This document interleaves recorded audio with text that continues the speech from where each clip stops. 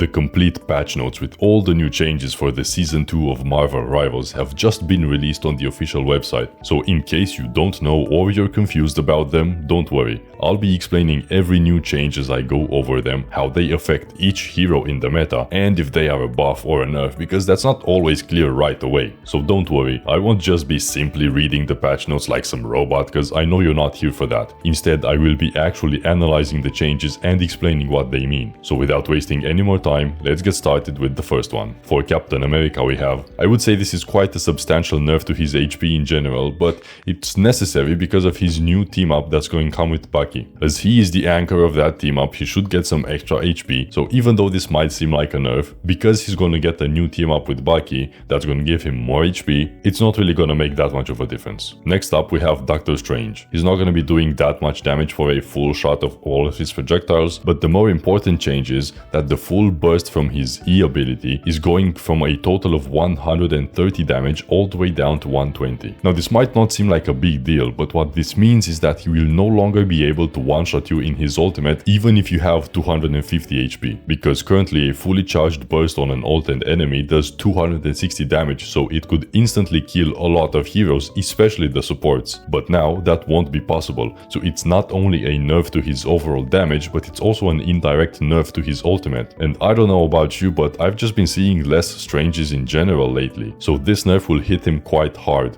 However, he is getting a new team up with Scarlet Witch, so he will be getting some extra HP, which honestly I don't know if it will be enough to actually make him viable, especially because he hasn't been that strong lately. But I'll talk about this a little bit more when we get to the team ups. Now next up we have the Hulk. These are awesome changes for Hulk. Being able to move faster, take that space and contest positions faster is a great buff for him. It increases his threat potential, it increases his survivability, and it just makes him more fun overall, because who doesn't like running around fast and jumping? However, I am worried that he might become a bit too strong with this. He is already a monster if played correctly, so now I think that he will actually go into the overpowered territory. Not only will he be harder to hit because he would be jumping around everywhere, but he would also be able to chase you down and pummel you until you die. Not even mentioning that he will be able to use his bubble more frequently, which further increases his survivability and gives him more ultimates as well. Because in case you didn't know, if you absorb damage with the bubble, you get a lot of ult charge as well. He also gives a new squid to Namor, which is already a strong hero too, so I do think Hulk will be played a lot more now. Next up we have Magneto. This is the only change here, a 10%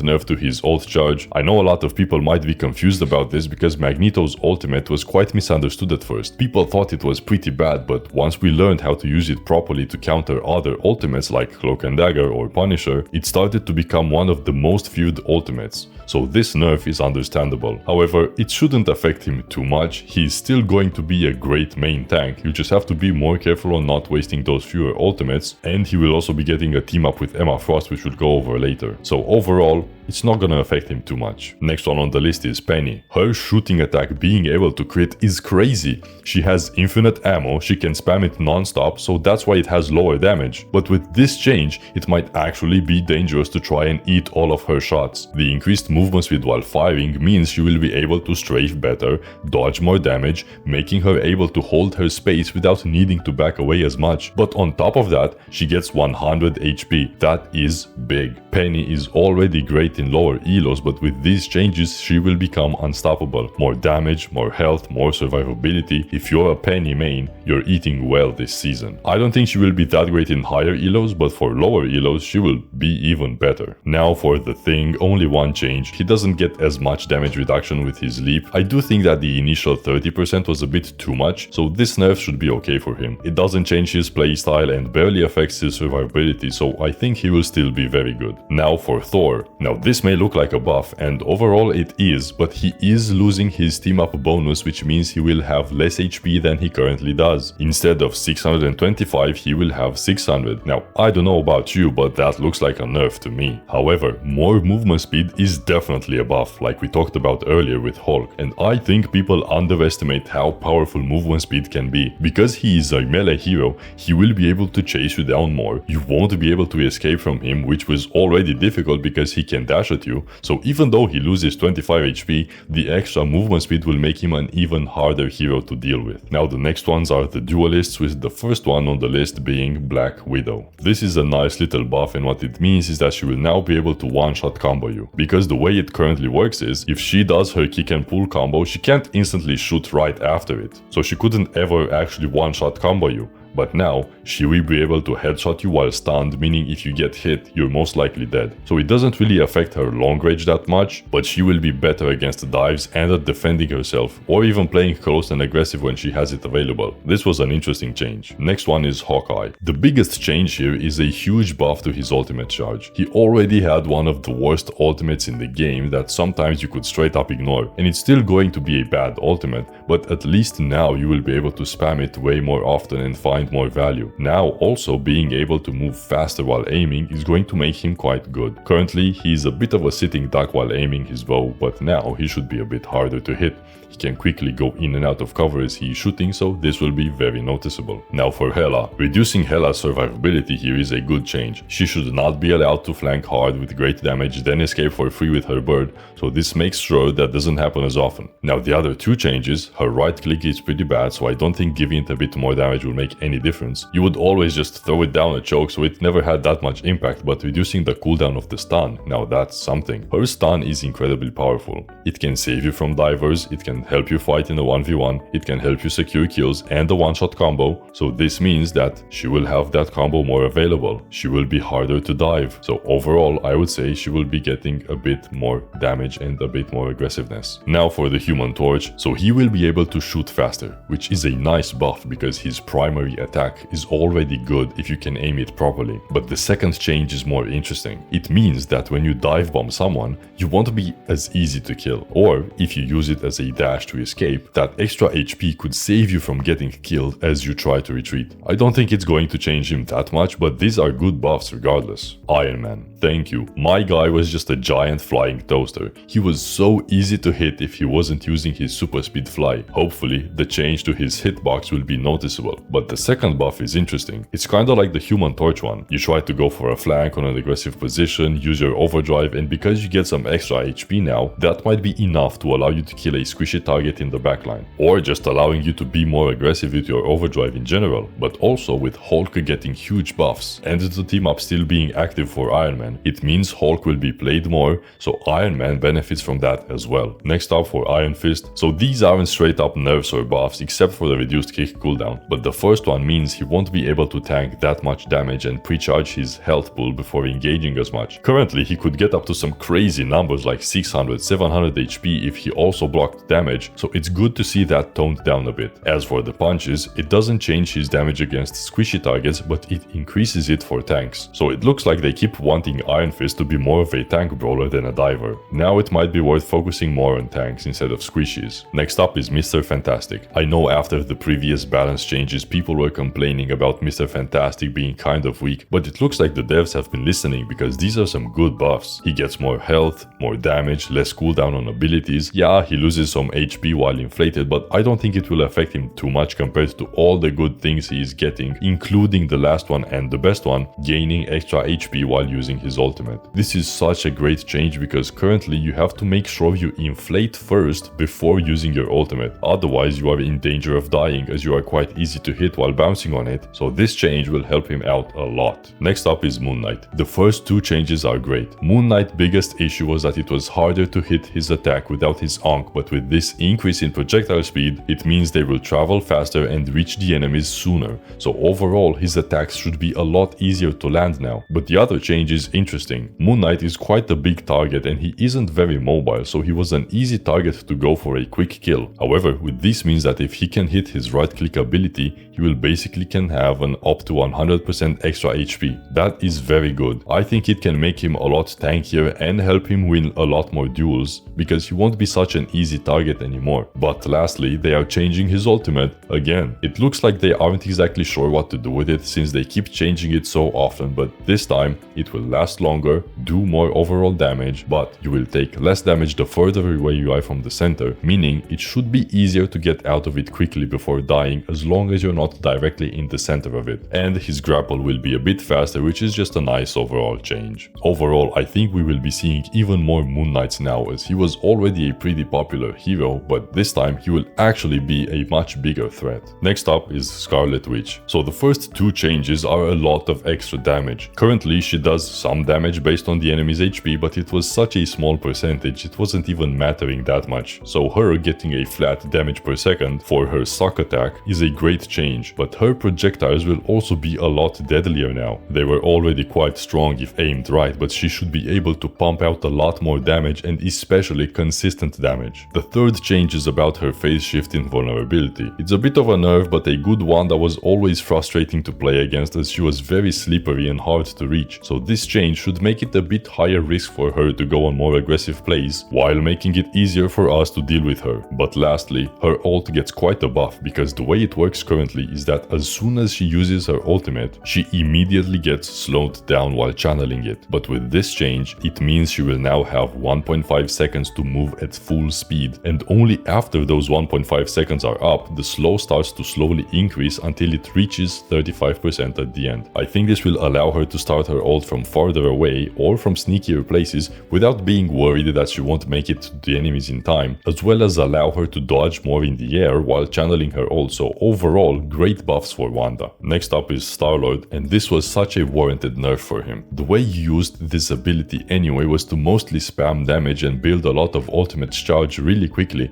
I'm talking like up to 20% of your ultimate just with this ability, so with this nerf it means that he will have less ultimates during the game. So it is a direct nerf to this ability, but also kind of an indirect nerf to his ultimate charge. Still, he should still be a good hero. Now for Bucky, unsurprisingly he gets some nerfs, but surprisingly not as many nerfs as people were expecting. I know a common suggested nerf was to make him not get any extra HP if he misses his abilities, but I think that would have been too punishing for him because he wasn't even the biggest issue in my opinion. His hook was an insane tool for getting picks or burning resources from the enemies. Being able to hook the enemy tanks inside your team is a lot of potential, not even mentioning that if the Bucky is good, he can hook someone 180 and then push the tank even further into your team, pretty much guaranteeing a kill. So seeing a cooldown nerf to the hook is a great change to tone down his pressure and kill potential, while still keeping him in a good spot damage wise. They nerfed his utility without affecting his damage and duelist potential too much, except for his ultimate, which got huge nerfs. They lowered the damage and the execute threshold, meaning it should be a lot harder for him to get resets in general. The way it currently works is that if you hit someone and their HP drops below that red threshold, they get executed and die instantly, and give you a reset on your ultimate. But with the threshold change, it means killing players with it will be more difficult, but you will still be able to do it on Loki clones or really low health enemies, so his ultimate will still be strong, just not as strong as it currently is. However, with the Rocket team up also gone, he might not be played as much anymore, but he should still be a good hero in general. Now for Wolverine, these are direct nerf to his rage generation, meaning he won't be able to build his rage meter as fast now, especially after kidnapping someone, so these are indirect changes to his damage output. He won't be such a big threat now, and I expect tanks to escape a lot more after getting kidnapped because they won't get burst down as quickly. But I think his ultimate nerf is a bit more impactful. Already, if you ulted someone, you just barely had enough time to kill them if you did it correctly. But with this nerf, surviving his ultimate should be a lot easier, especially if you have a healer nearby or a support ultimate to use instantly. So overall, two nerfs to Logan might hurt him in the meta a bit. Moving on to the strategists, the first one on the list is Adam Warlock. The nerf to the Soulbound is a killer nerf. I agree that this was a very strong ability, but it had more specific use cases and you couldn't spam it that much already. So seeing it get such a big nerf is kinda surprising to me, especially as it could be countered by AoE damage or just simply walking away, but as an Adam Warlock enjoyer, I might be a bit biased. However, the ultimate change is interesting. It's kind of a nerf and a kind of a buff at the same time. Let me explain. With this change, if you resurrect a low HP target like Luna, they will come back with less HP, 75 compared to 100, but if you resurrect a tank, they will now come back with a lot more HP than 100, so it's a buff if you resurrect tanks, but a slight nerf if you resurrect squishies. However, considering that you can pretty much full heal a squishy target with a single use of your heal, I would say the slight nerf doesn't affect him at all, but the tank res buffs are actually really good. The tanks won't come back and be in danger of instantly dying again, but it also means you don't need to use your snap heal as much. So overall, a nerf to his neutral fights and a buff to his ultimate. Next up for Cloak and Dagger, it might not look like it, but this is a crazy buff for Cloak and Dagger. It means that the first dash, instead of lasting only 8 seconds and being pretty much gone by the time you finish casting the ultimate, it will now last until the final dash zone ends, meaning that it goes from 8 seconds all the way to over 16 seconds. That is an insane amount of being able to just sit in the healing zone and be practically immortal. Of course, this means that the durations of her second and third dash are also increased, but not as big as the first one. Even if the healing zones don't stack anymore, it still is a huge amount of time to get giga healing. I think they made this change because of the Magneto ult interaction. Currently, if Cloak and Dagger uses their ultimate but Magneto also responds with his ultimate, Cloak's only choice is to try and dash out of line of sight or risk getting one-shot by the Magneto ult and lose the ultimate, which means only the first and maybe the second dashes were useful, where the final dashes were wasted on trying to get away and hide from the Magneto ult. So they already nerfed Magneto by increasing his ult charge, and they made it less punishing for Cloak to just completely run away with her ult, because now it won't really affect the healing of her ultimate trail. So overall, expect to see a lot more Cloaks and Daggers, because this ult change is an insane buff. For Invisible Woman, nothing too crazy, just a small reduction to her shield. She was one of the strongest supports this season, seeing a lot of play in ranked and in the pro scene. She just had a lot of value and utility, so it makes sense they would try to tone it down a little bit. It's not that impactful, so she will still feel about the same and just about as good. Now for Loki, this ability was probably one, if not the most powerful non-ultimate ability in the game. It can completely block ultimates, it can completely make you unkillable, and it can also be annoying to deal with because you have to kill the lamps, which is not always as easy to do. But all that and the cooldown was a bit too short, so it makes sense to nerf it and give it a longer cooldown, because I also think Loki could use this ability a bit too much. Not even mentioning the fact that he has insane healing and damage with his clones, as well as having the flexibility of copying a support ultimate that charges pretty quickly. I don't think this nerf will affect him that much though. The lamp will still be a strong ability and Loki will still be a strong support. For Mantis now, this nerf to her health will be pretty annoying. She will now be able to be one-shot by a lot more characters, and combined with her previous nerf to her movement speed, she will have to play a bit safer now. But the second change is interesting. The wording is a bit weird, but I don't think it means that you can stack the effect, only the duration. So currently, if you used 2 leaves on someone, it would only refresh the duration, whereas with this change, it means it will add up the durations for a longer total duration of 16 seconds, depending on how many leaves you use. Honestly, this is such a nice change that I'm surprised I haven't seen earlier. It doesn't make her crazy or anything, but it's just a good quality improvement of her gameplay. Next up is Rocket,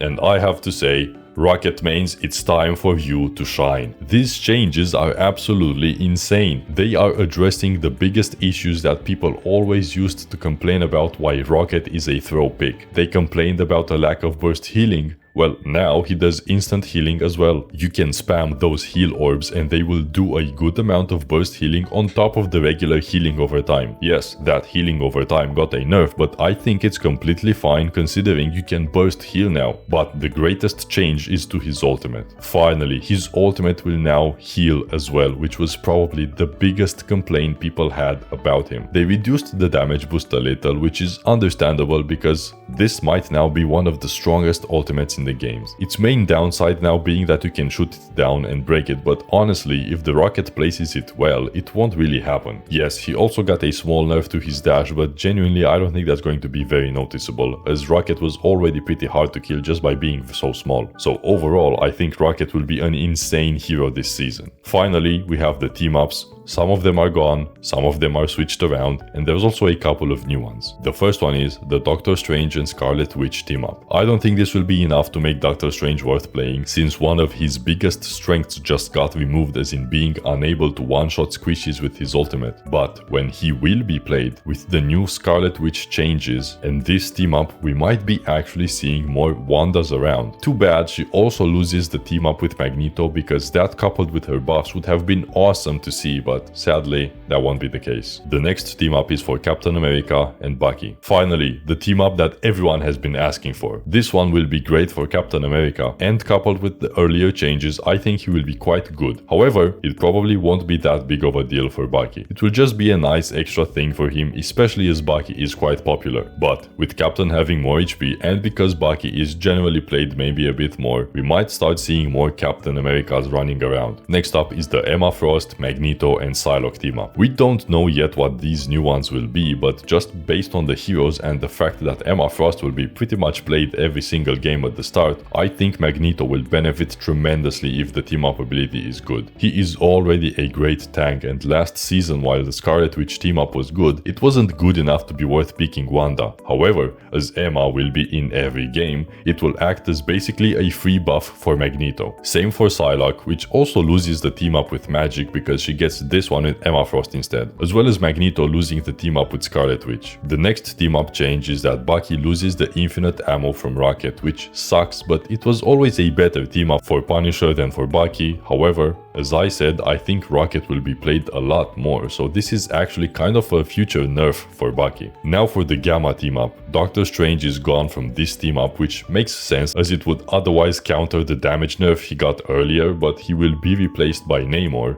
in the team up, who will instead lose the Luna Snow team up. I don't think this will mean much for Namor, as he will still basically have the same number of squids, the only difference being that this one is Gamma and the old one was Ice. But like I said, Hulk will be quite strong, so I think this will be one of the better team ups this season. Finally, the Thor, Storm and Captain America team up is completely gone. All of them lose the bonuses and the abilities that would otherwise come with this team up, which is overall a nerf to Thor, as he loses 25 of his HP, but for Storm and Captain America, this team up was never that impactful anyway, so it shouldn't really make any difference. That's all of the new balance changes coming up in the season 2 of Marvel Rivals. I hope everything has been clear, but if not, let me know in the comments if you have any questions. Thanks for watching, now go get some wins.